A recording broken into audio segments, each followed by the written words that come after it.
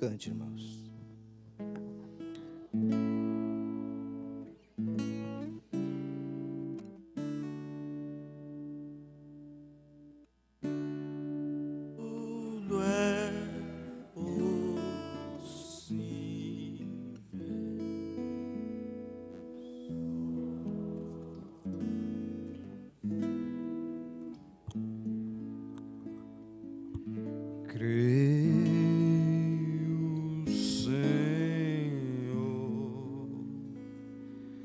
Creio, Senhor,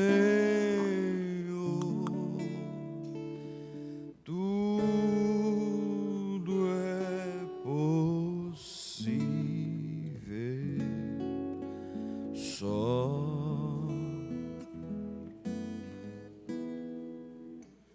Senhor Deus e amado Pai, obrigado, Senhor, por mais um dia, pelo dom da vida, pela saúde.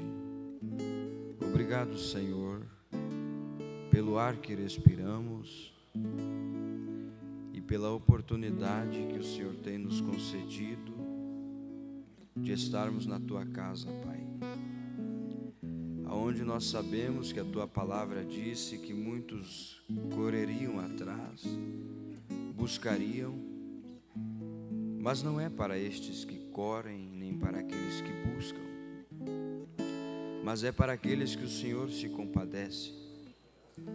Por isso, Deus, a nossa gratidão deve ser maior, porque o Senhor tem se compadecido de pessoas tão vis, pecadoras como nós, Pai. Olhando para nós, não víamos como se salvar e nem tínhamos dignidade nem méritos. Mas quando olhamos para o Calvário, Pai, não tínhamos como nos perder, ó Deus, porque ali estava a porta, e nesta porta tinha a nossa redenção, tinha a nossa liberdade, tinha o nosso perdão, tinha a nossa salvação, Pai. E nesta porta tinha o Senhor dizendo: vinde a mim todos que estáis cansados e oprimidos. E nós ouvimos esta tão suave, doce voz, e resolvemos ouvir, Pai, e não só ouvir, mas atentar para aquilo que ouvimos, Senhor.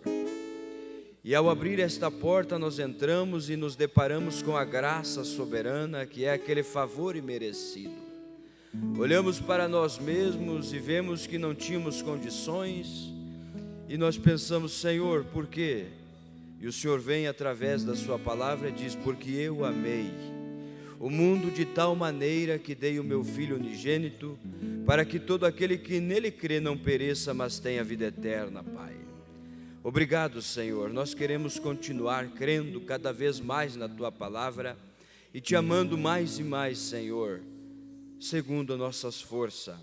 Pedimos a Tua ajuda nesta manhã e que o Senhor venha através do Teu Espírito Santo e abra, Senhor, os nossos entendimentos para compreender, ó Pai, o Teu plano de redenção. Pai Celestial, ajude-nos, ó Deus, a entender a Tua palavra e saber que o Evangelho que o Senhor tem nos dado é simples, Pai, mas é transformador. Obrigado, muito obrigado, Senhor. Tome o controle deste púlpito, do meu coração, das minhas faculdades mentais, e tome o controle do coração e do ouvido de cada um que irá ouvir nesta manhã a Tua palavra. É em nome do Senhor Jesus Cristo. Amém. Bom dia, irmãos. Que Deus continue abençoando a cada um. Eu estava ouvindo os hinos. Eu gosto, particularmente, eu falando por mim, eu gosto desses hinos mais sacros que dizem, particularmente, mas eu não desonro nem desvalorizo o gosto de ninguém aqui. Eu sei que tem uns que gostam de uns hinos mais rapidinho, outros mais avivadinhos, mas eu, falando por mim, particularmente, amo esses hinos, porque esses hinos, o profeta disse que eles foram feitos por verdadeiras inspirações. E foi em tempo de angústia, de batalha, quando a inspiração veio, desceu e os escreveram, né? Vamos abrir nossas Bíblias em Salmos capítulo 1, versículo 1. Eu relutei e lutei, e essa semana foi um tanto difícil, mas eu creio que Deus está no controle de tudo, né? Ontem fomos a Maximiliano de Almeida, tivemos um culto abençoado com os irmãos ali, e eu creio que Deus, Ele não despede o seu povo vazio, né? A palavra, quando ela é falada através da unção e da inspiração, ela não volta vazia, diz o profeta. Salmos capítulo 1, versículo 1, que diz assim: Bem-aventurado o homem que não anda segundo o conselho dos ímpios, nem se detém no caminho dos pecadores, nem se assenta na roda dos zombadores. Antes tem o seu prazer na lei do Senhor, e na sua lei medita de dia e de noite. Será como a árvore plantada junto a correntes de água, que dá o seu fruto na estação própria e cujas folhas não caem, e tudo o que fizer prosperará. Que Deus acrescente as bênçãos sobre a leitura da sua palavra. Podei-vos assentar, irmãos. Eu estava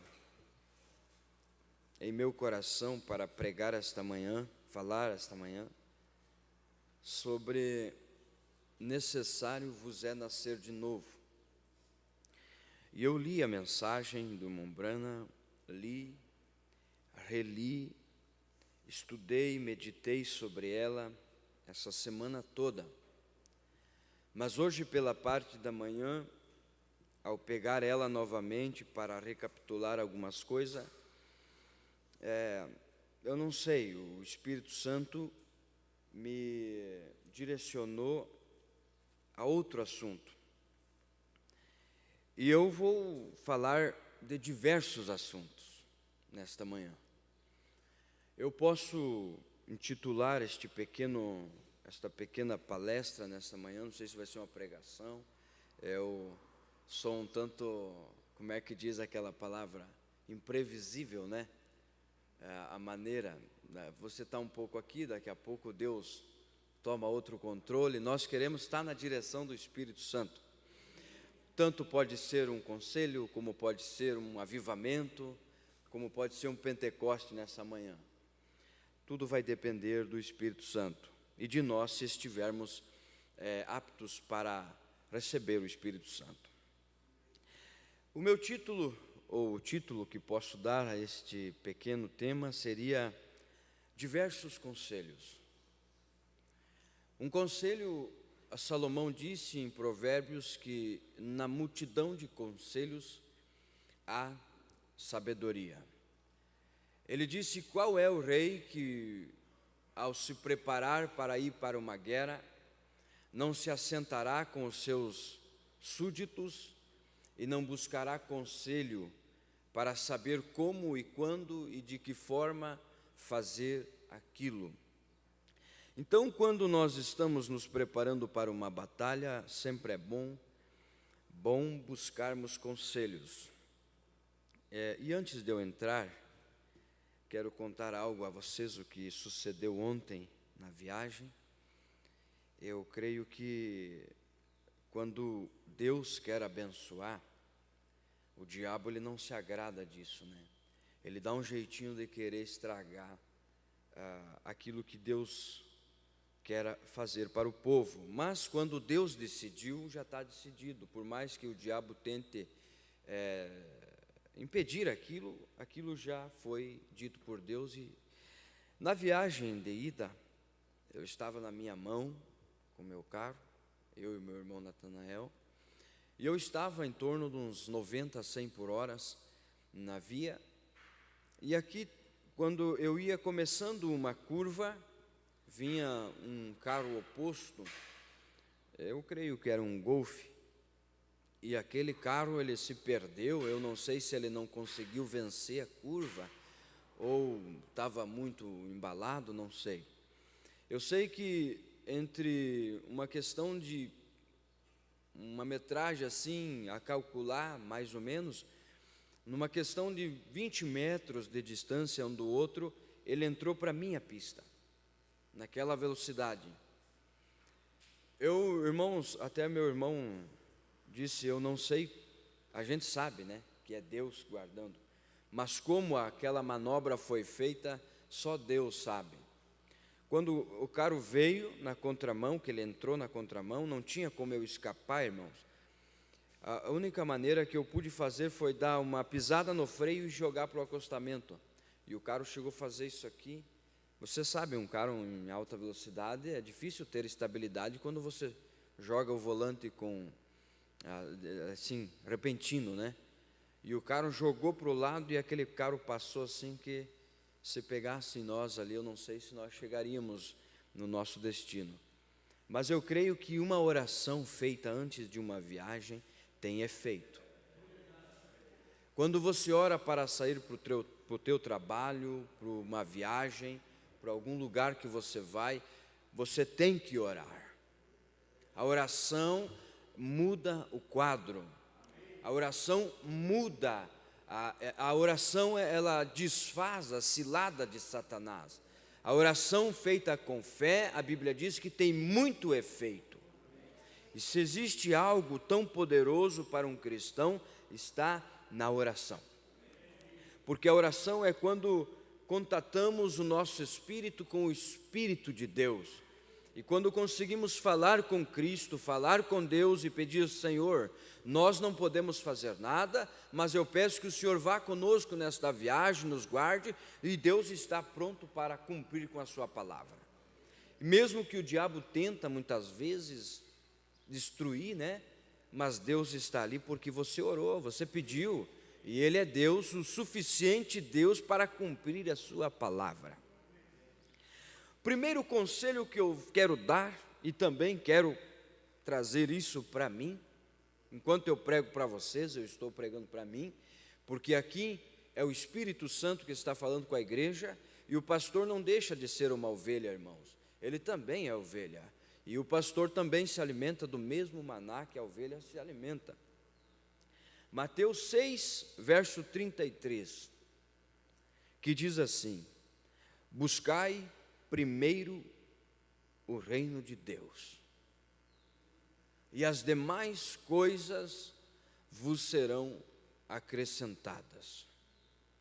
Nessa última era em que estamos vivendo, irmãos, nesses últimos tempos que estamos vivendo, nós podemos ver isso no nosso meio.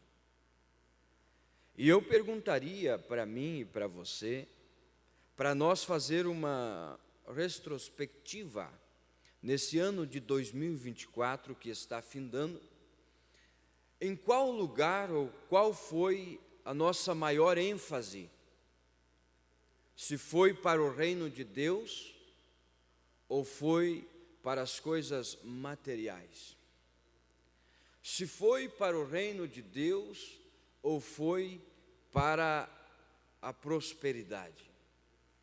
Na mensagem, a maneira de um verdadeiro profeta, o profeta William Marion Branham disse que o dinheiro, ele é bom, a prosperidade, ela é boa, e ela tem que fazer parte da nossa vida. Mas, quanto mais dinheiro entra, mais vulnerável ao pecado as pessoas ficam. Mais fácil é o pecado entrar quando o dinheiro entra.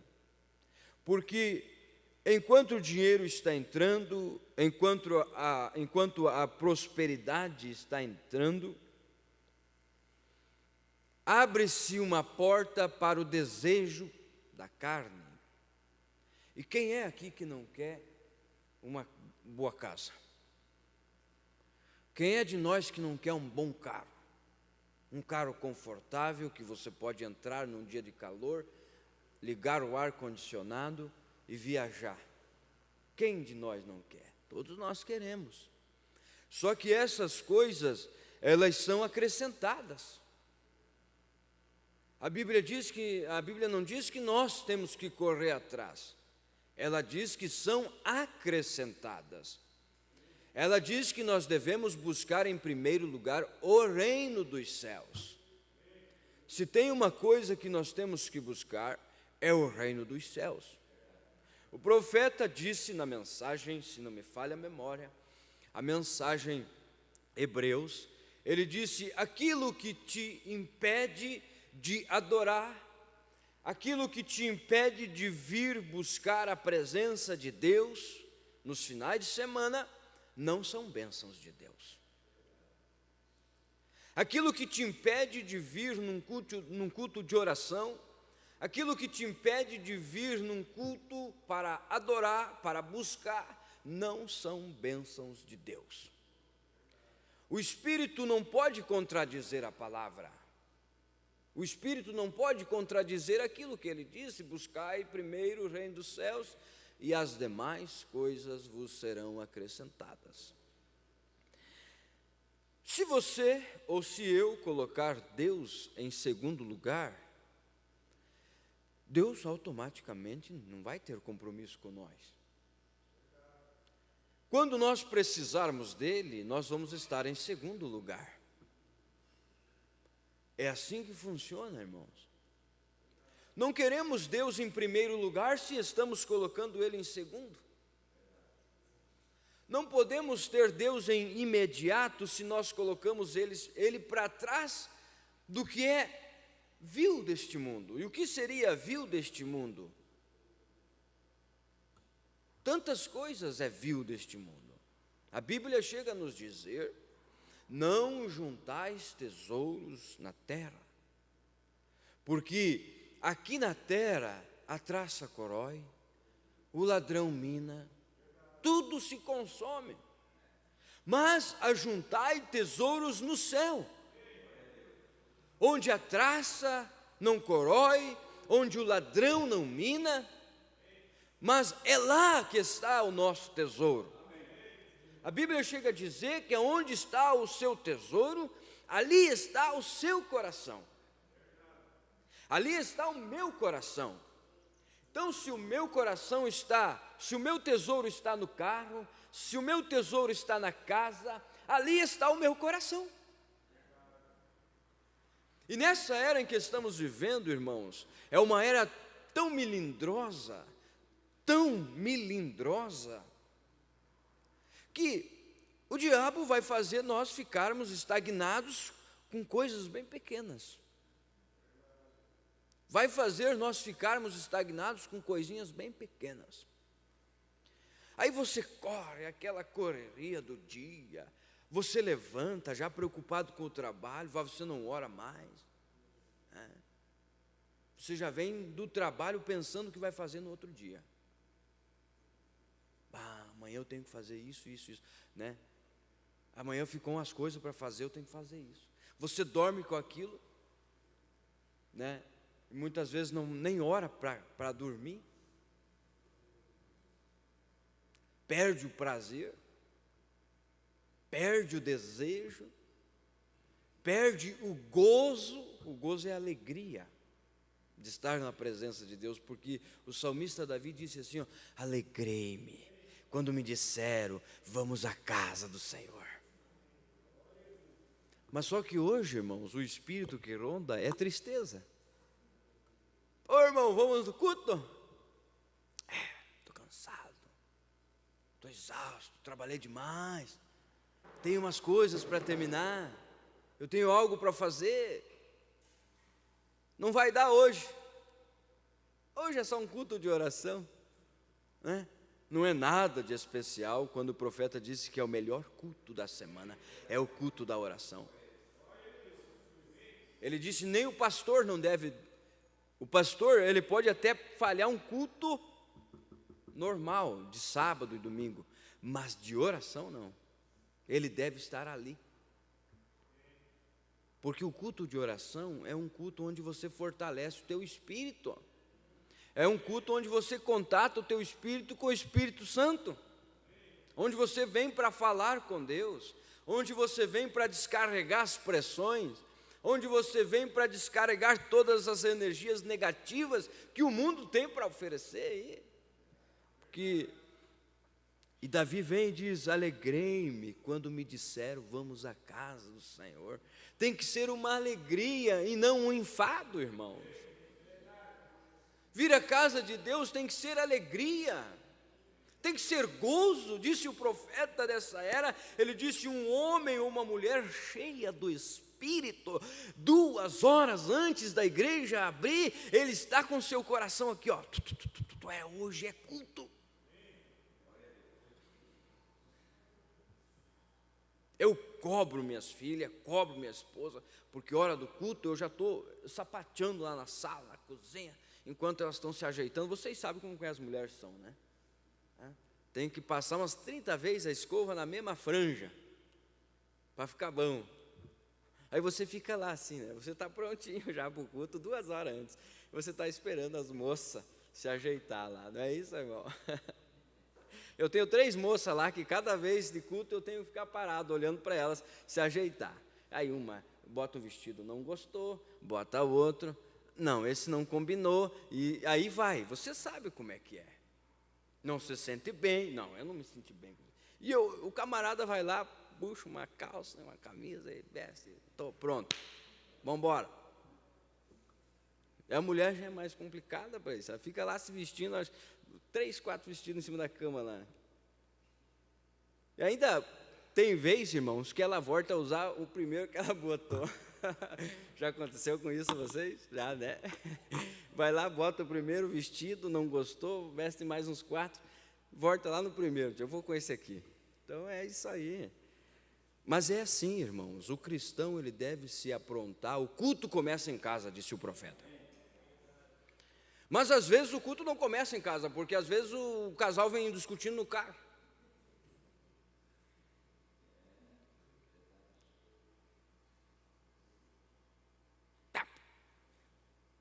Daria para entrar aqui, né? Vem discutindo. Você imagina a atmosfera que você não cria dentro daquele automóvel lá. Pensa na atmosfera que você não cria lá na tua casa, discutindo com teus filhos, discutindo com a esposa. Aí, chega aqui na igreja, não se acertou com a esposa, não fez nada, não se acertou com o esposo, não fez nada. Chega aqui, que atmosfera você trouxe? Aí você sai do culto, eu não digo, você é uma forma de expressão, eu tenho que mudar isso aqui. Mas a pessoa sai do culto dizendo: hoje o culto estava pesado, né? Acho que o pastor não estava no espírito. Acho que o pastor estava muito cansado, acho que o pregador estava muito cansado. Não sei, estava muito pesado. Tu viu? Fulano lá estava dormindo. Irmão, o diabo tudo o que ele quer é mostrar os defeitos. Quando você não vem no espírito de adoração, quando você não vem no espírito de buscar a presença de Deus, o diabo se compromete 100% de dizer: hoje o culto dele vai ser eu. Eu vou fazer um culto para ele. Aí, qualquer movimento na igreja, a pessoa se distrai. Fulano. Fulano. Aí a pregação, às vezes é uma palavra forte, e a pessoa que não está no espírito, ela diz: essa aqui é para Beltrano. Ou se o Beltrano não está, deve dizer: se Beltrano tivesse hoje, ia dar ali.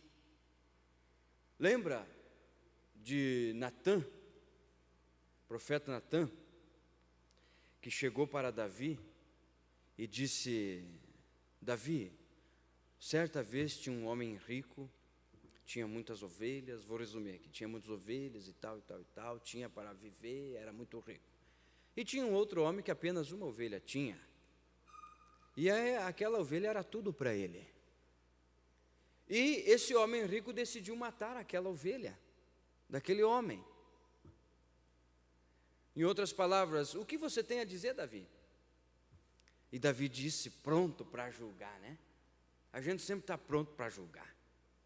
A gente sempre está pronto para acabar com aquela pessoa. Não, ó o profeta Natan, esse homem é digno de morte. Né? A palavra vem e fala, e você diz, é isso aí, ó, fulano tinha que ouvir isso, fulano tinha que ouvir isso aí, é isso aí, pastor, é isso aí, irmão, é isso aí, pregador. E aí o profeta vem e diz assim, Natan, esse homem é você. A palavra é falada, e a gente está dizendo, não, essa aqui é para o Mateus, isso aqui é para o Mateus tinha que estar no culto hoje, para escutar o que o pastor pregou. E daí o profeta vem e diz, não, mas é para você. É para você. E agora o julgamento que você disse que era digno de morte? Se é para você, se é para mim, como é que fica? Prossegue? Nós temos que ter esse discernimento, que a palavra que é pregada, por mais dura que seja, aquilo é para mim. Amém, eu digo amém para a palavra, eu digo aleluia, glória a Deus. Se Deus está corrigindo, se Deus está exortando, é porque Deus ainda está falando. O profeta diz, se Deus não falar mais, tem um problema em algum lugar, ou você passou da misericórdia. Quando aquela campainha do subconsciente não toca mais, é um perigo. Quando você fica em casa e não tem um peso no coração, é um perigo. Quando você não tem mais prazer de estar no culto, é um perigo. Porque Paulo disse que esses últimos dias seriam tempos de apostasia. Apostasia é abandono da fé. Coisas que as pessoas faziam, lutavam para manter, hoje parece que está tudo, né? Tá bom? O acomodismo. Quanto mais acomodismo, mais longe de Deus nós ficamos, irmãos. Porque nós queremos chegar em casa, corpo cansado, nós só queremos sentar no sofá, assistir algumas coisas, e o tempo que deveria ser empregado para Deus está sendo usado para outros fins, que não trará resultados maiores, o qual a gente espera. Não podemos esperar colher milho quando plantamos guaxumba. Salmo 122, alegrei-me quando me disseram, vamos à casa do Senhor. Eu já ouvi irmãos dizerem para mim mesmo, pessoalmente, por você estar no culto todos os dias, não significa que você é cristão. E eu disse, isso é verdade, irmão. Só por você vir todos os domingos ou todos os sábados, não significa que você é um cristão. Mas nós temos uma mensagem, um mensageiro que diz assim, mas o cristão verdadeiro tomará o seu lugar nos dias de culto. Porque o nosso prazer tem que estar na lei do Senhor, disse o salmista. O teu prazer tem que estar em Deus. O que é alegria? Alegria é uma emoção básica que se caracteriza por um estado de contentamento. Contentamento, prazer, satisfação, bem-estar e gratidão. Isto é alegria. Por isso que Davi disse, eu me alegrei. O que ele quis dizer isso? Eu tenho prazer, eu tenho contentamento, eu tenho bem-estar, eu tenho gratidão de estar na casa de Deus. É isso. Alegria de estar em companheirismo com Deus é essa satisfação. Olha o que Isaías disse em 61, verso 10. É grande o meu prazer no Senhor. É grande a minha satisfação no Senhor. Você não vem aqui por causa do pregador, você não vem aqui por causa do tabernáculo, que é bonito. Não, você tem prazer no Senhor. É grande o meu prazer no Senhor. A minha alma, olha só o que Isaías disse, a minha alma regozija-se no meu Deus. Porque Ele me vestiu com as vestes da salvação e pôs sobre mim o manto da justiça. Como noivo que adorna a cabeça como sacerdote, como a noiva que se enfeita com joias. Esse é o nosso prazer no Senhor Jesus Cristo. Salmo 119, verso 24, o salmista Davi disse assim, ó, os teus estatutos, em outras palavras, a tua palavra, os teus mandamentos, os teus cultos, tudo são o meu prazer. São o meu prazer. Não digo que você vai morar dentro da igreja. Não digo isso, que você vai viver dentro da igreja. Mas o nosso prazer tem que estar em Deus, irmãos. E nós temos que fazer uma retrospectiva, se realmente nós temos dado ênfase para o reino de Deus. Para o reino de Deus, se nós buscamos realmente, em primeiro lugar, aquilo que mais vai nos ajudar na nossa caminhada para a vida eterna. O próprio Jesus disse assim, ó, do que adiantaria o homem ganhar o mundo inteiro? Do que adiantaria? Eu não sou contra a prosperidade, quero deixar isso claro. Vocês são abençoados, eu sou abençoado, vocês são abençoados. É uma ligação. Não sou contra a prosperidade, nem um pouco. O povo de Deus é próspero. Mas o meu ênfase nesta manhã é dizer, em qual você está dando mais água? Como aquele índio, irmão Brana, eu me sinto como dois cães brigando dentro de mim. Um é preto e o outro é branco. Irmão Brana, qual deles está vencendo? Aquele que eu alimento mais. Aquilo que vai crescer em você, em mim, é aquilo que nós alimentarmos mais. Se nós alimentarmos mais a parte física, a parte material, a parte que não, é isso que vai mais crescer. Bem-aventurado o homem. Salmos 1, é o que nós lemos aqui, né? O homem que não anda segundo os conselhos dos ímpios, nem se detém na roda dos escarnecedores, nem se assenta na roda dos zombadores. Você não precisa buscar conselho em pessoas ímpias. Antes, tem o teu prazer na lei, o seu prazer na lei do Senhor, e nela medita de dia e de noite. Meditar. Não é você andar toda hora com a Bíblia debaixo do braço. Isso aí não é meditar. Isso é carregar a Bíblia. Mas meditar é você ler aquela palavra na manhã e ficar meditando nela. Deus deu o seu próprio Filho para morrer em meu lugar. Jesus morreu para me salvar. E começar a comer aquilo. Às vezes você olha ali só um ou dois versículos da Bíblia, mas fala tão grande contigo, fala tão alto na tua alma, aqueles pequenos versículos. Porque a Bíblia diz que toda a palavra de Deus é inspirada. Se você pegar aqui e ler apenas um versículo, Salmos 23, o Senhor é o meu pastor, aquela palavra é inspirada. O Senhor é o teu pastor, nada te faltará.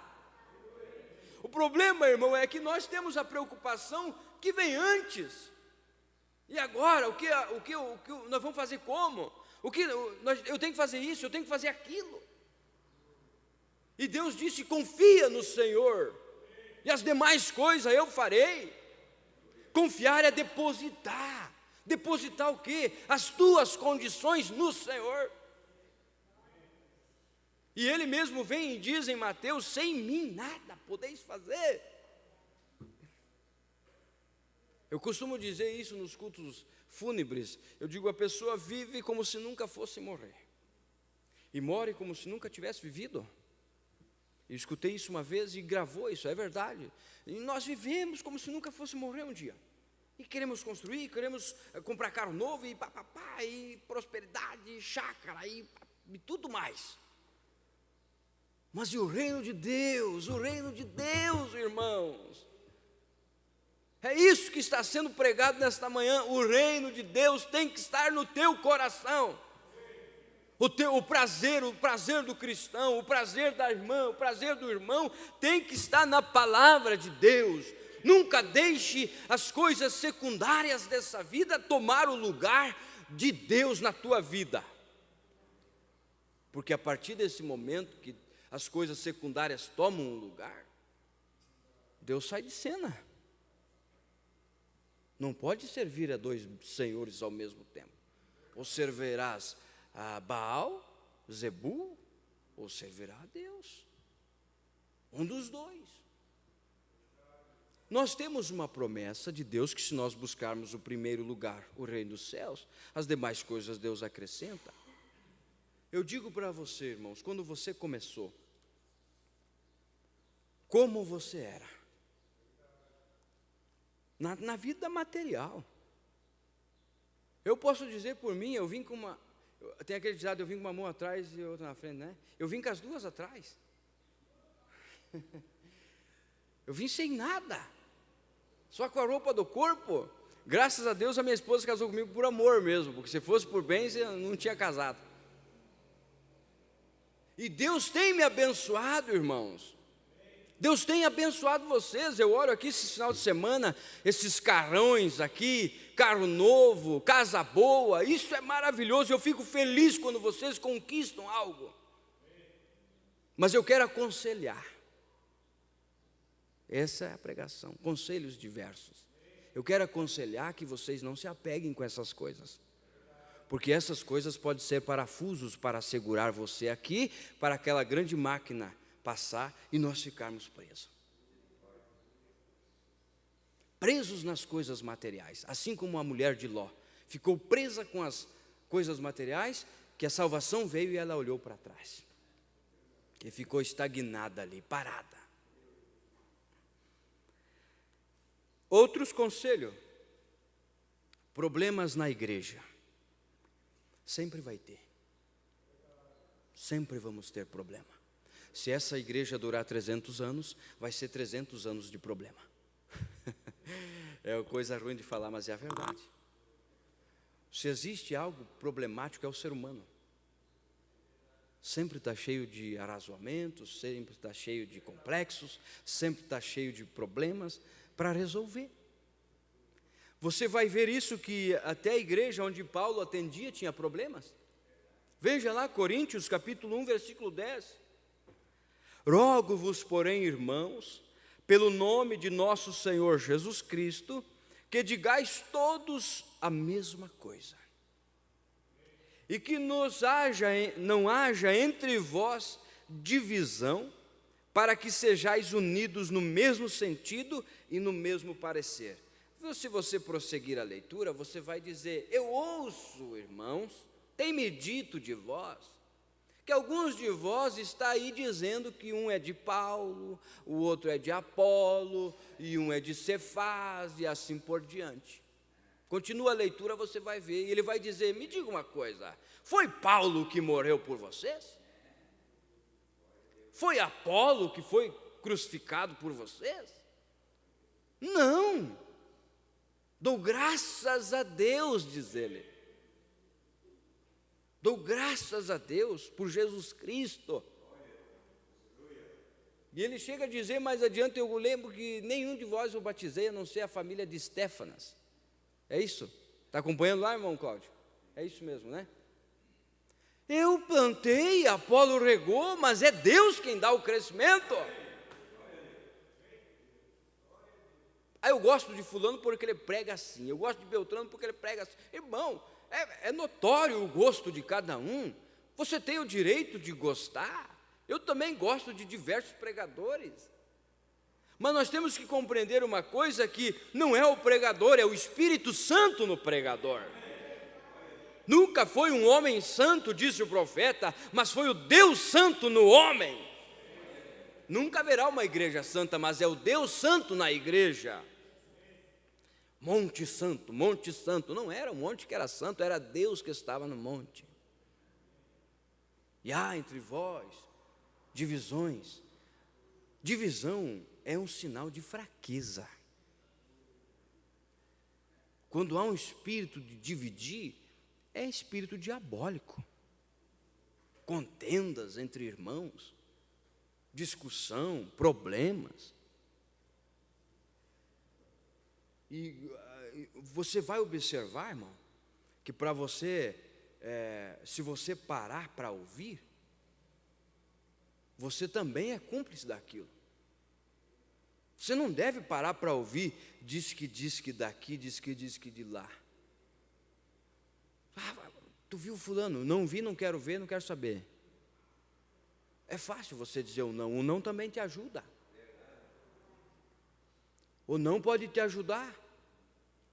Você viu, o que ele fez? Uma vez nós estava voltando do trabalho com um rapaz ali, o filho da irmã Marisete, o irmão William.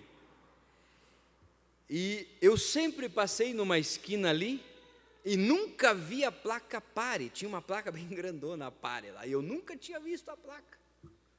Nunca. E olha, muitos anos passando ali com o meu carro, mas nunca tinha visto a placa. Aí um dia eu estava vindo e um carro parou na minha frente. Parou bem onde eu sempre passava direto. E eu disse, por que esse cara parou, será? Já viu parar aqui? E o William da irmã Marisete disse assim para mim, de certo é porque tem uma placa pare, né? Eu nunca tinha observado a placa, irmãos. Eu nunca tinha visto aquela placa, mas depois que ele me falou, eu passei a observar a placa. Eu nunca vi o defeito do irmão, mas a partir do momento em que você me falou, eu passei a observar. Como é bom você passar e não ver os defeitos. Como é bom você, às vezes, nem passa como cego, né? É bom você não ver defeito, irmão. Mas sim, parece que tem sempre alguém que... por que fulano não veio na culta?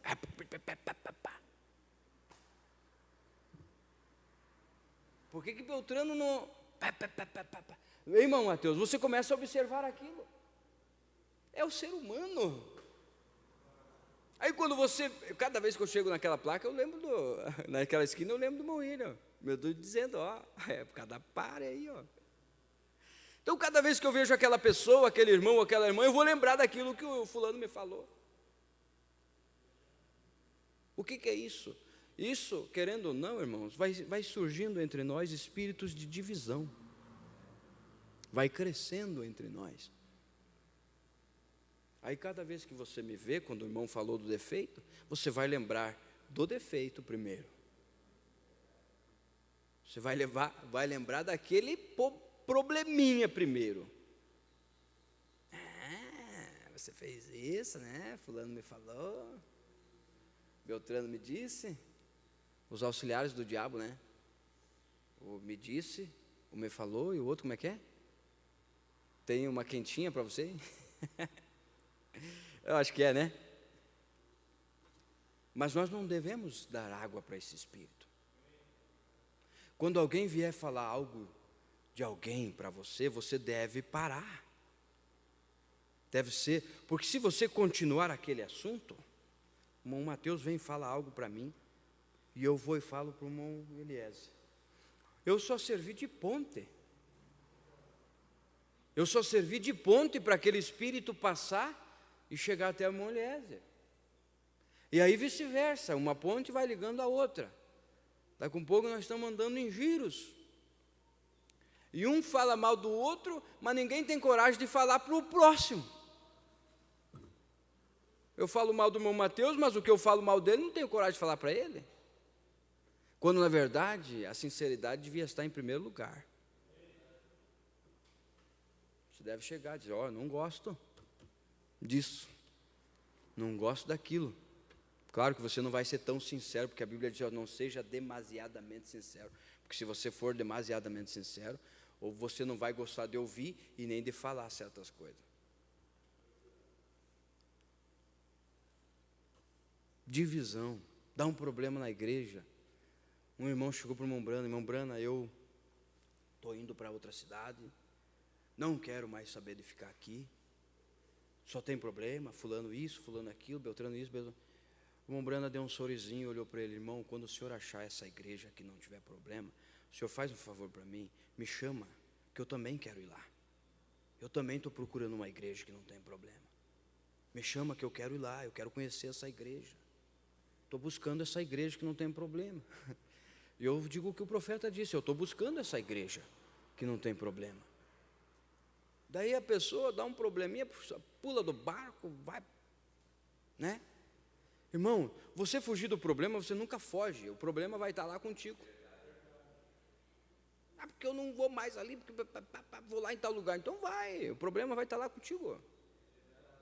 Se você não resolver o problema aqui na raiz, não vai adiantar nada. Você tem que resolver. Um conselho. Certa vez um casal chegou para um pastor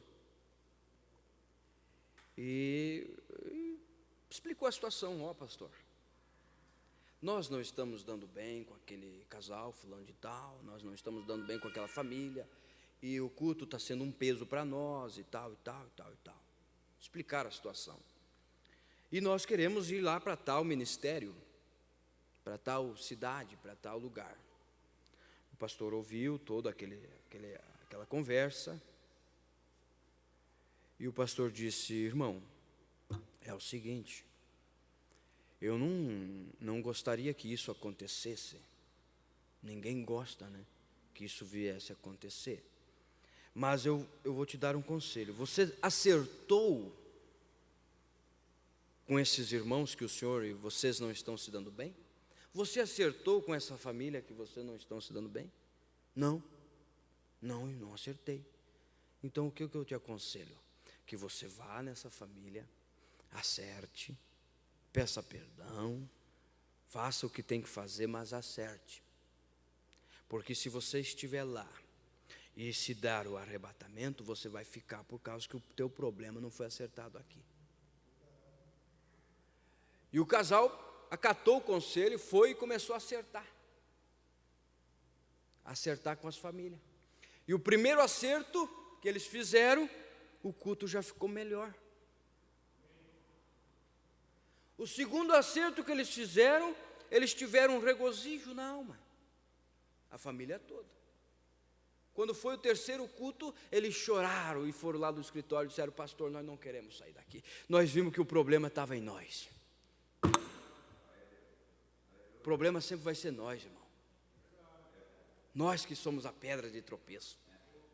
É você que somos a pedra de tropeço. Nós olhamos para o irmão e queremos justificar. Eu vou por causa de fulano, eu vou por causa de Beltrano, mas eu sou o problema. E eu tenho certeza de que o profeta disse assim: ó, a partir do momento em que nós vencermos a nós mesmos, o Espírito Santo toma o controle de nossas almas. Ele vem e vence, ele vem e luta em nós. Então, não pule do barco, não abandone o barco, não fuja na hora da tempestade, porque esse barquinho, Deus está no barquinho. Se as ondas se levantar e nós fugir, nós não vamos ver o milagre. Se nós pular, nós não vamos ver a manifestação do Deus Todo-Poderoso. Se Pedro pulasse do barco e não chamasse Jesus à cena, ele nunca veria o que Deus fez. Se nós pularmos do barco, nós nunca vamos ver o que Deus pode fazer por nós. Não pule do barco. Divisão é sinal de fraqueza. Se você querer fugir do problema, o problema vai junto contigo. O problema vai lá onde você está. E lá a pessoa vai dar problema. Isso é verídico, irmão, isso é notório, Se eu sair daqui com um problema, eu vou dar problema lá, eu vou dar em qualquer lugar, porque o problema sou eu. Está em mim. Na mensagem Cristo é o mistério de Deus revelado, o profeta disse assim: vai se levantar entre vocês mesmos alguém que faça dissensões, faça divisões, começa. E uma rebelião, irmãos, eu gostaria que essa igreja aqui tivesse cheia hoje de manhã. Esse era o meu desejo, que hoje, domingo pela manhã, fosse dado primeiro para Deus. Esse era o meu desejo. Uma rebelião, ela sempre começa com pensamentos positivos. Ela nunca começa por algo errado. Ela começa por querer acertar algo certo, pensamento certo, um bom sentido, um bom sentimento. Mas uma rebelião começa ali. Começa nos questionamentos. Isso começa uma rebelião. E os questionamentos sempre vêm quando a palavra está sendo pregada, quando alguma coisa surge na igreja, um problema surge na igreja, começam os questionamentos. E sabe o que acontece muitas vezes com nós? A nossa falha está aqui, irmãos. Nós ficamos curiosos, queremos saber. Aí fulano vem e só tem uma parte da história, e você quer saber a outra parte da história, e você começa a pesquisar, a bibliografar, olha, fulano fez isso, e daí? Não sei, vou ter que ver, tem mais coisa, e começa a cavocar, e quanto mais você cavoca, mais fede, mais começa a ficar fedido a coisa, e daqui a pouco, quanto menos espera, você está tudo respingado. A pessoa está tudo respingada com aquilo que está se envolvendo. Vai lá mexer lá onde foi largado lá um monturo desculpe a palavra, de esterco. Está enterrado, deixa lá. A pessoa vai lá, começa a cavocar, começa a lembrar, começa a discutir sobre aquilo, e aquilo começa a feder, daqui um pouco aquilo já está na roupa, daqui um pouco aquilo já está impregnado, e onde ela passa está fedendo aquilo também. É isso, correto, irmãos? É uma escola, viu? Podemos aprender assim? Não, está fedendo. E o que o irmão Eliésio não sabia, daqui a um pouco ele está sabendo. E quando o irmão Eliésio vê aquela pessoa, o irmão Eliésio vai lembrar daquilo que foi cavocado, que foi desenterrado. Quem tem o desejo de tirar debaixo do sangue é só o diabo. Só o diabo tem esse desejo de querer tirar aquilo que já foi posto debaixo do sangue. Ou você gostaria de que nós pudéssemos desenterrar o nosso passado aqui? Quem aqui é santão? Quem aqui pode dizer, em mim não é pecado? Já é um pecador só por falar isso. Quem aqui gostaria de querer vir aqui e declarar o seu passado sujo? Passado, olha, todos nós temos não vamos pensar que só porque nascemos e crescemos na igreja, nós somos santinhos. Nós temos um passado sujo, irmãos. Um passado do qual nós nos envergonhamos ao lembrar disso. Mas quando lembramos que tem um sangue carmesim que nos purifica de todo pecado, nós nos alegramos. Agora, se nós nos alegramos ao ver que os nossos pecados foram perdoados, por que não se alegrar quando o irmão fulano de tal caiu e Deus resgatou e trouxe de novo para a misericórdia? Por que não? Se a vossa alegria tem que ser a minha alegria, tem que ser a tua alegria, por que não se compadecer? Mateus 5, verso 7. Os misericordiosos alcançarão misericórdia. Mas o Beltrano, fulano cai, aí vira uma confusão, e o camarada chega lá, a pessoa já está morrendo, vai lá e termina de pisar em cima do pescoço. A pessoa fez 99% de coisa boa, cometeu um delito, aqueles 99% é lixo. E fica só no painelzão lá, em letra maiúscula. É feio isso, irmão. É feio isso. Isso não é cristianismo. Não é nem um pouco de cristianismo. Usar como justificativa o erro do próximo. Usar como um muleto, vou dizer assim, muleto, o erro do próximo, quando a salvação é individual. E se Deus disse que é salvação individual, por que eu vou usar, justificar alguma coisa lá que fulano fez? Ele que trata com Deus, ela que trata com Deus. A minha salvação é individual. Eu tenho que fazer a minha parte, e a minha parte é amar o próximo como a si mesmo. Não é isso correto? Eu devo amar aquele irmão como a mim mesmo. E a Bíblia diz, faça ao outro o que gostaria de fazer para você. E o que você gostaria de ganhar neste Natal, ou neste Ano Novo?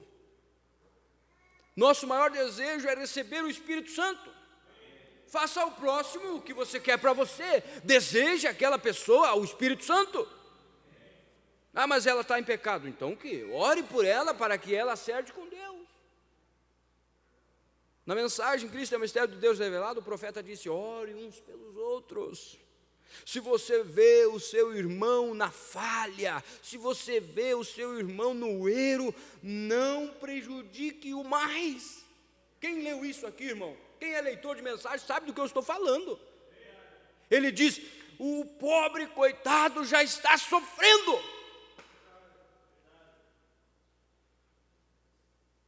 A pessoa já está sofrendo, tentando acertar, tentando buscar, tentando se encorajar, buscar força em Cristo, porque o único lugar que nós temos é Cristo. Aí Cristo está de braços abertos, vou perdoar, porque a Bíblia diz, aquele que confessa e deixa, alcança misericórdia. Deus está oferecendo misericórdia, e o Ariel está aqui, ó, porque tu é pecador, porque tu fez isso. Deus não nos fez juízes. Deixa o teu irmão vir e alcançar a mesma misericórdia que você alcançou. Deixa ele vir e ser perdoado da mesma maneira que você foi perdoado. Uma vez eu falei aqui num culto de oração, não lembro se foi na segunda-feira ou na quarta, eu assisti um vídeo que tinha 2 passarinhos, só que um estava engaiolado e o outro estava solto. E aquele que estava engaiolado não conseguia voar, estava ali naquela gaiola, mas aquele que estava solto, ele chegava até na gradezinha daquela gaiola e fazia assim com as patinhas voando, tentando abrir a gaiola, sabe? Pegava na gradezinha e voava e tentava puxar a gaiola, mas não mexia do lugar. Eu pensei, ele sabe o que é voar. Aquele passarinho que está para o lado de fora sabe o que é, aquela natureza que está dentro dele é voar, é se sentir livre. E ele quer que o seu próximo passarinho, que era igual a ele, faça o mesmo, que voe também. Aquele passarinho tinha muita mais consciência do que nós, muitas vezes, irmãos. Querendo tirar o seu companheiro da gaiola quando nós queremos trancar. Nós queremos trancar, irmão Cláudio, os nossos irmãos, quando Deus está ali para tirá-los do lamaçal do pecado, de tudo que cometeram, ainda tem misericórdia.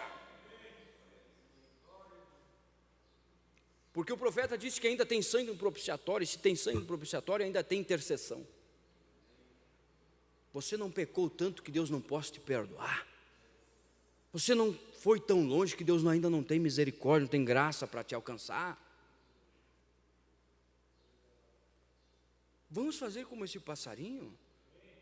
Saber o que é ser perdoado, saber o que é alcançar graça, saber o que é ser livre. Vamos ajudar o nosso irmão a se libertar, ao invés de ir lá e querer botar mais um cadeado. E ele vai se levantar. E esse levante dele vai ser para prender alguns em conjecturas, questionamentos, perguntas, ideias que sempre vai surgir. Sempre vai surgir no meio do povo. Onde tem uma multidão de mente, tem multidões de pensamento. 3 cabeças, 3 sentenças, aquele velho ditado. 3 pensamentos vai surgir. Em 3 pessoas, 10 pessoas, são 10 tipos de pensamento. Mas nós temos um padrão. E este padrão é a palavra. E Paulo disse que nós temos a mente de Cristo. E se nós temos a mente de Cristo, o profeta disse que nós temos que pensar como? E se nós pensamos como Cristo, nós agimos como Cristo. Nós falamos como Cristo, agimos como Cristo, vivemos como Cristo. Oração. Oração. O profeta chega a dizer que quanto mais oração, mais poder. Menos oração, menos poder. Uma igreja que não ora, uma igreja que não busca, uma mulher que não ora, um homem que não ora, um jovem que não ora, é uma pessoa raquítica, fraca, vulnerável a qualquer espírito. Vulnerável a qualquer espírito. Uma igreja que não ora, ela está desinteressada do seu noivo. É como você viver na mesma casa, marido e mulher, e nunca conversar com o esposo, ou a esposa nunca conversar com o esposo vice-versa. É viver separados, juntos, mas separados. Viver na mesma casa, mas um nem olha para o outro, não conversa. É uma igreja que não tem oração. É uma igreja que não conversa com Deus. É um irmão, ou é uma irmã, um homem, um crente que não ora. E um crente que não ora é fraco. É debilitado. Por isso que qualquer confusãozinha, qualquer probleminha que surge na igreja, ele vai ser o primeiro a ser atingido.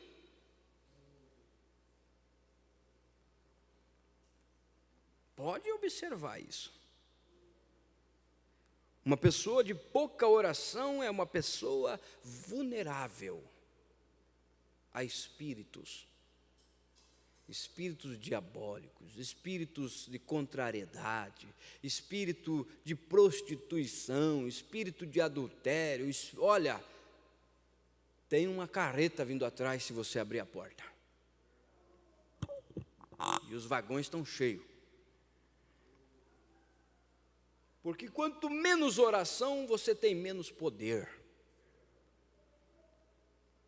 Menos oração, menos poder. E o poder está na oração. O profeta chega a dizer que o poder que Deus deu para a igreja foi a oração. A mãe de Wesley tinha 17 filhos. Me ajude aí, irmãos, 17 filhos. Ela lavava a roupa dos 17 filhos, e não era numa máquina faz tudo, não. Nem centrifuga ela tinha. Ela ia num riacho bater roupa numa tábua, e ela lavava a roupa dos 17 filhos e mais o esposo, cuidava da casa, fazia comida e ainda sobrava 2 horas ao dia para orar com seus filhos. Irmãos, nossa era, eu vou me colocar junto, irmãos. Vou me colocar junto com vocês.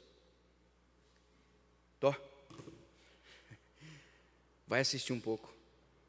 Aí você se sente livre dos filhos, né? Não está toda hora incomodando, não está toda hora pedindo, está toda hora. Assiste aí, bem pouquinho. Meu filho fica 1, 2, 3, 4 horas, 5 horas, às vezes o dia inteiro no telefone, só um pouquinho. E nós não temos tempo para orar com as crianças. Nós não temos tempo para dizer, vem cá, é tempo de oração, vamos orar. Nós não tiramos nem 15, 20 minutos, irmão. Quando nós passamos, às vezes, metade do nosso tempo com a 4ª dimensão na mão. E ali vem de tudo, você sabe. Você entra nesses, como é que diz aqueles store lá que vai puxando, tem um monte de vídeo. Shorts. Você entra nesses shorts aí, tem de tudo. Tudo que você imaginar. E o diabo sempre tem uma armadilha ali para segurar a pessoa, a criança. O diabo quer infectar a mente das nossas crianças, irmãos. está uma mente virgem, pura, mas ele está dando um jeitinho de entrar. E se nós não aplicar um poder nas nossas crianças, elas serão a próxima geração raquítica. Será uma próxima geração fraca. E se agora estamos lutando para ter o sobrenatural nas nossas vidas, imagine nós não fazendo isso, o que será a próxima geração se Deus tardar. Até a palavra será cortada dos púlpitos, como já está sendo. Vamos plantar o que nós temos sido ensinado todos esses anos. Porque o diabo, ele não quer saber se você tem 30 anos de mensagem, ele não quer saber se você tem 25, 40, 50, ou seja lá quanto tempo de mensagem. Ele só quer saber de ter um espaço na tua vida, e é o suficiente para ele pendurar um prego e naquele prego colocar uma carne podre. Ele não precisa de toda a casa, ele precisa só de um prego. Ele não precisa de todo o teu corpo, de todo o teu pensamento, ele precisa só de uma coisa tua. É uma fraqueza tua e ele tem acesso à casa. É só um prego. E essa tem sido as nossas fraquezas, irmão, nesses últimos dias. Menos importância para os nossos filhos, quando nós devíamos estar orando com eles, buscando a eles. Estamos pesquisando na Netflix. Estamos buscando lá na Disney. Quando na verdade o tempo em que estamos vivendo era um tempo em que essa igreja devia estar com os bancos cheios. Cheios. E nós devíamos estar aqui, como o profeta diz na mensagem de desespero, em desespero, buscando a presença de Deus incessantemente, continuamente. Aqui, Senhor, tenha misericórdia. Isso é nascer de novo, disse o profeta. É você chegar na presença de Deus e se sentir tão condenado, tão indigno, tão sem méritos. Isso é nascer de novo. Confusão na igreja. Eu não lembro que hora que eu peguei, mas é 9:30 por aí, né? Fechou uma hora, irmãos. Mas posso concluir aqui? É uma escola, a última escola do ano.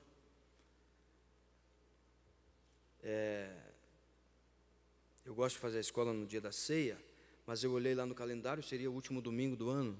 E por que não passar o último domingo do ano na presença de Deus? Confusão na igreja. Quando haver uma confusão na igreja, confusão é algo que não se entende, por isso que diz confusão. É algo que você não entende. Está uma confusão lá, nem sei o que está acontecendo, então se você não sabe, é melhor nem saber. O mais certo a nós fazer quando há uma confusão na igreja, seja entre famílias ou irmãos, o mais certo a se fazer é ficar longe daquilo. Longe. Não querer ajudar na parte de, deixa que eu vou ajudar vocês, que vou direcionar. Porque fazendo assim a gente se estribe nos próprios entendimentos e acaba confundindo mais a coisa. Deixa que o Espírito Santo acalme aquilo primeiro. Porque se você se jogar ali naquela confusão, vai tornar mais confundível a coisa. Deixa aquilo acalmar primeiro. Deixa aquilo voltar ao normal. É como você jogar uma pedra na água. O primeiro impacto é aquele... E as ondas, né? Mas você vai ver que logo aquelas ondas vão se acalmando. Vai terminando. E é nesse ponto que nós devemos, tanto como esposo, esposa, família, resolver os nossos assuntos particulares em casa. Não jogar para as redes sociais o que você está passando na tua vida particular. Discutiu com o esposo e pá! Um texto lá. Dá até preguiça de ler, é tão grande que é. Aconteceu uma coisa no trabalho, pá! Irmão, você está expondo a tua vida particular a pessoas que não têm nada a ver com a tua vida. E mais, você está dando arma ao diabo para entrar e trabalhar naquilo. Não use as redes sociais para fazer da tua vida um jornal. Hoje está tão fácil saber onde as pessoas estão. Não preciso nem conversar com elas pessoalmente. Dá uma tuitada ali, você já sabe onde elas estão, e até como estão, e até o que estão falando, e até como estão vestidos. Aí o pastor vem e prega, o pastor viu. Não é que viu, você se expôs. Se não fosse para ver, você não tinha exposto. E o profeta disse assim, o pastor, ele tem a sensibilidade de ver quando um espírito está entrando na igreja. E o mais certo a se fazer é levar esse espírito à prisão novamente. Não as pessoas, mas o espírito. Porque o espírito é tão cauteloso que ele chega aos pouquinhos, irmão. Uma vez você orava toda noite, uma vez você buscava toda noite, uma vez você consagrava toda semana. Hoje você não consagra. Hoje você não ora toda noite, não ora todo dia. Uma vez chegava às 3 horas da tarde, você dava um jeitinho, mesmo no serviço, você dava um jeitinho e orava. Ou estava a todo momento orando em espírito. Não é uma questão de você vir ali e ter que dobrar os joelhos para orar. Quando você pode, faça isso. Mas hoje há tantas preocupações que vêm na frente da oração, quando na verdade a oração deveria vir na frente das preocupações. E tem uma coisa que eu quero deixar um conselho para vocês. Nós devemos ficar calado. Ou melhor, desculpem. O nosso problema hoje é falar quando devemos ficar calado e ficar calado quando devemos falar. Esse é o nosso defeito. Quando nós devemos ficar calados, nós queremos falar. Entende? É como uma metralhadora, vem multidões de palavras. Você quer falar, falar e falar e falar, como se palavras fossem resolver. Palavras, elas movem. Exemplos arrastam. Você quer falar? Fica quieto. O apóstolo Paulo falou assim, seja tardio para falar e pronto para ouvir. Às vezes aquela pessoa, particularmente falando, já aconteceu comigo, às vezes aquela pessoa se resolve o problema dela só de você escutar ela. Quem aqui já passou por isso? A pessoa começa e fala, e você só ouvindo, sim, é verdade, sim. E daqui a pouco a pessoa resolveu o problema dela, nela mesmo falando. E você só diz, irmão, olha, veja que o senhor falou isso, assim, mas aconteceu, então, irmão, essa é a solução. Resolve ali mesmo. Já pensou se você corta ali, pá, deixa que eu resolvo aqui, eu faço. É mais confusão. Então, devemos sim ficar calados e prontos para ouvir. Agora, não devemos ficar calados quando devemos falar. Quando se deve falar a verdade, tem que falar a verdade, irmão. Quando se deve ficar calado, fica calado. Nós devemos respeitar isso aí também. Confusão. Então, é uma coisa que você não sabe o que está acontecendo e é melhor não saber. Porque quando você não sabe, você tem inocência daquela pessoa. Você não precisa saber dos defeitos, porque quando você sabe dos defeitos, você vai, a mente, a memória vai trazer isso, aquilo.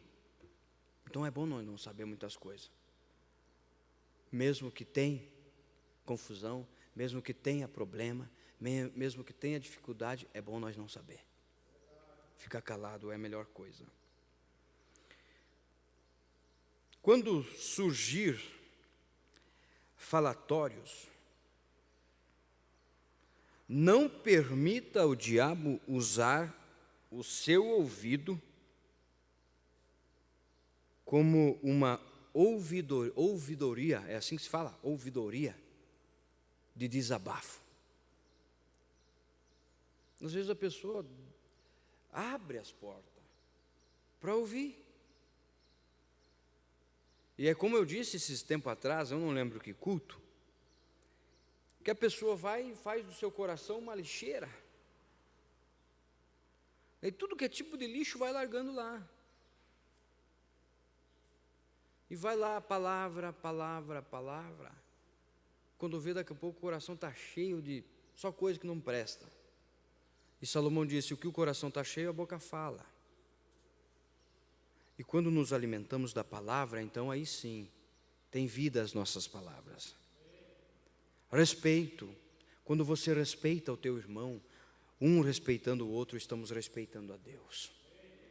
E respeitando a Deus, nós temos o controle de Deus nas nossas vidas, na igreja, em qualquer dia, irmãos. Agora, se você desrespeita o teu irmão, você está desrespeitando a Deus.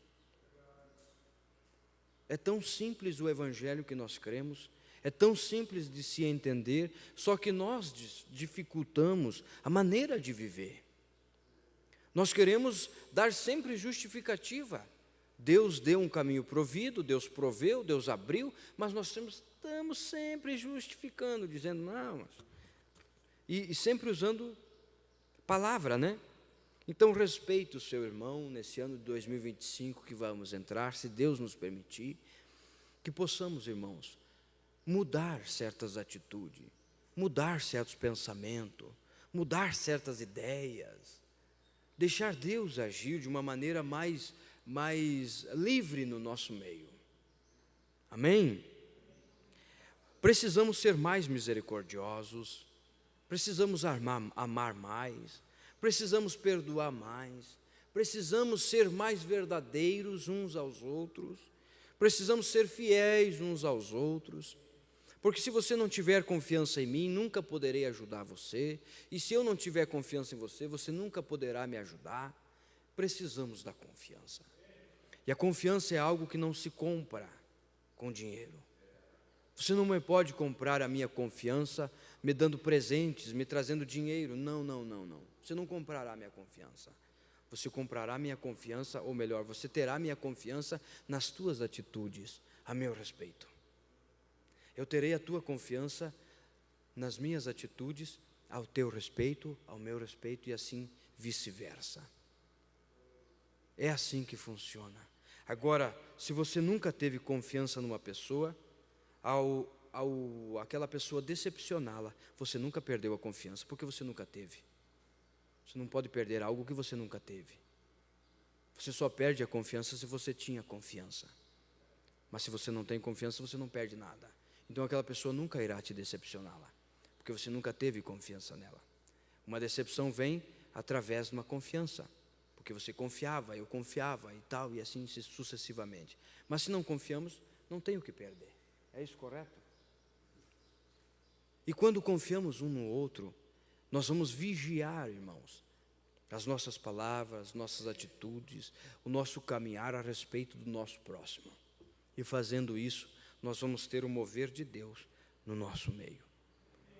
E quando você chegar em casa, ou na parte da tarde, você leia Coríntios 13, 1 Coríntios 13, onde Paulo nos fala sobre o amor. Eu teria aqui para ler, mas se você quiser ler, eu vou dar aqui para você. Ó. As 7 eras da igreja, a era da igreja de Esmirna, página 97, metade da página mais ou menos, e você vai ler toda a página até a 98 e a 99. Leia isso quando chegar em casa, e você vai ver o porquê dos problemas, o porquê das dificuldades. É porque Deus está moldando na sua igreja um caráter. E um caráter só pode ser moldado com dificuldade, com problemas, com angústias muitas vezes. Então, não viva uma vida reclamona, uma vida de murmurar. Porque olha só fulano está sendo abençoado e eu não. Olha só Beltrano, olha, ele está plantando. Nós temos que olhar tudo isso. Porque fulano está sendo abençoado, ele está plantando, por certo, ele está colhendo o que ele plantou. Se nós ficarmos olhando para a lavoura do vizinho dizendo que ela é bonita e nós nunca plantaram uma semente, nós não vamos colher nada. Vamos colher só inveja, dizendo, fulano está enriquecendo, né? Agora está ficando rico. Mas ele plantou, nós ficamos sentados enquanto ele estava plantando. Não é isso correto? Então, queremos ter uma boa safra? Temos que plantar. Porque sem semente, ninguém vive, né? Você não vai ter um pé de milho se você não tiver uma semente. E a semente está dentro de cada um de nós. O amor, a fé, a virtude, a ciência, a temperança, a paciência, a piedade e o amor fraternal são sementes que nós podemos plantar. E a terra é o coração do nosso próximo. Vamos plantar amor no coração do próximo. Vamos plantar aqui, ciência, virtude, temperança. Vamos plantar paciência no amor do próximo e nós vamos ter uma boa colheita. Eu tenho certeza disso. Vamos nos pôr de pé, irmãos. E que esse ano de 2025 seja repleto de bênçãos, prosperidade, tudo que possa ser de bom para as nossas vidas que possa vir, mas que venha pelo canal correto, né? Tudo o que nós queremos. Olha aí, viu? Falando em prosperidade, aqui está um carro. Vamos orar. Querido e eterno Deus, como estamos gratos a Ti, Senhor, pela Tua palavra, pelo que o Senhor tem nos dado. Palavras, Senhor Deus, muitas vezes por lábios gaguejantes, que às vezes não sabe se expressar direito, mas o Senhor conhece o meu coração e conhece o coração de cada um, Pai. E eu sei, ó Deus, que o Senhor tem falado para a Tua igreja nesta manhã e abençoados, ó Pai, de uma forma especial. E que possamos ouvir, Senhor, estas palavras e não só ouvir, mas reconhecer e agir em cima daquilo que ouvimos, Pai. Que estas palavras fiquem cravadas em nossos corações e que o amanhã, se nos pertencer, se o Senhor nos dá, que possamos colocar em ordem e colocar em prática aquilo que ouvimos, Pai.